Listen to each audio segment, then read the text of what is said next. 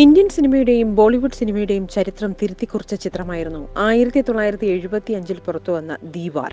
കുപ്രസിദ്ധ അധോലോക നായകൻ ഹാജി മസ്താന്റെ കഥ പറഞ്ഞ ദീവാർ സംവിധാനം ചെയ്തത് യാഷ് ചോപ്രയായിരുന്നു. അമിതാഭ് ബച്ചന്റെ കരിയറിലെ എക്കാലത്തെയും വലിയ ഹിറ്റിന് നാന്ദി കുറിച്ചതും ദീവാർ ആയിരുന്നു. ഇന്നത്തെ സംവിധായകൻ പ്രിയദർശനാണ് കോളിളക്കം എന്ന സൂപ്പർ ഡ്യൂപ്പർ ഹിറ്റ് ചിത്രത്തിന്റെ സംവിധായകരിൽ ഒരാളായ വിജയാനന്ദനോട് ദീവാർ മലയാളത്തിലേക്ക് പരിഭാഷപ്പെടുത്തിയ കഥ പറയുന്നത്. പ്രശസ്ത നിർമ്മാതാവ് ഈരാളി ചിത്രം നിർമ്മിക്കാമെന്നേറ്റു. പാപ്പനംകോട് ലക്ഷ്മണനെ തിരക്കഥയും സംഭാഷണവും എഴുതാനും ചുമതലപ്പെടുത്തി.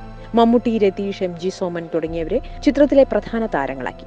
പക്ഷെ ബോളിവുഡ് സിനിമയുടെ ചരിത്ര വിജയമായ ദീവാറിന്റെ മോളിവുഡ് റീമേക്ക് നദി മുതൽ നദി വരെ മലയാള സിനിമയുടെ ബോക്സ് ഓഫീസിൽ മൂക്കും കുത്തി വീഴുകയായിരുന്നു.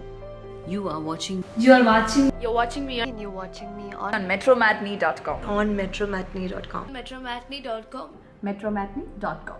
Subscribe for more videos. Subscribe for more videos. Subscribe here for more videos. Subscribe now. Thank you.